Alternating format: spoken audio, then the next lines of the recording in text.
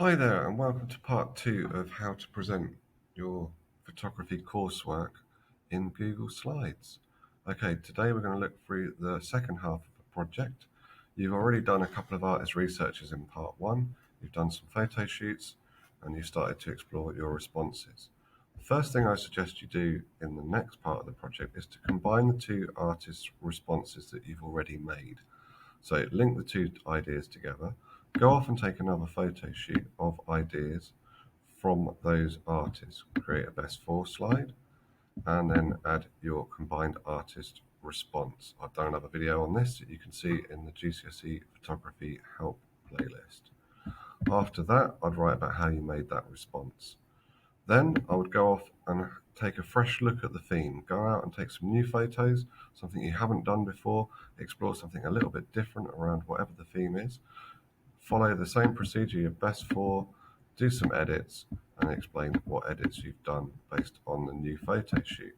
Then after that photo shoot, you should start looking for an artist to look at, again, slightly differently from that theme. So you're sort of making connections but exploring different angles. And that would be artist research number 3. Again, you do an artist research, you find some information, you take another photo shoot, do your best for, do your response, and explain how you made your response. Now that's all pretty straightforward. I've shown you lots of times how to do this in other videos and in other lessons. Now the next bit is starting to come up with your artist researches. First of all, recap which artists you've researched. Maybe put an example of their work here and describe what you liked about them when you looked at them. Then you need to start getting a pencil and start making some drawings. Draw out your initial idea 1. Try and link it to at least one or if not two of the artists and one of your photo shoots. Maybe use some examples of their work here, put your drawing here and annotate here. You do initial idea 2, looking at something completely different. So look at a different artist, look at a different idea. Again, have a look at the video about how to do initial ideas and you will get some ideas on what to put in here. Then initial idea 3. Once you've done those, you need to start thinking about which ones to develop. I would suggest you take 2 ideas and develop them further. You can put them next to each other and you can compare them, what they like and dislike about them. You could even do different versions of them and compare those. Once you've decided on the idea that you want to develop a bit further, try out some different versions. So look at different compositions, try and develop them with different color schemes, different arrangements, different photo shoots. And at some point, you would show a refined image. From here, you then talk about how you did it, whether you used Photoshop, whether you went out and did another photo shoot, do another slide about that there. Again, all these slides about development are on a separate video about how to develop my ideas.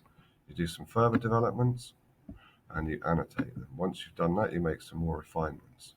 You will then at some point come up with a final idea. This is the one you're going to make into a final piece, whether it may make it physically or digitally. You'd write how you're going to make it and you'd describe it, put in some detailed drawings here. You then write a supporting statement. This is like the artist statement, what the piece means, not just what it's about and how you're going to make it, but what it actually represents.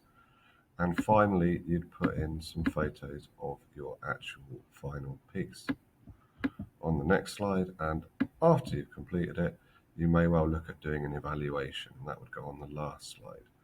So you can see if you follow all these simple steps one at a time, your project will come together and be absolutely fantastic. It will meet all the assessment objectives and it will do some really good quality work.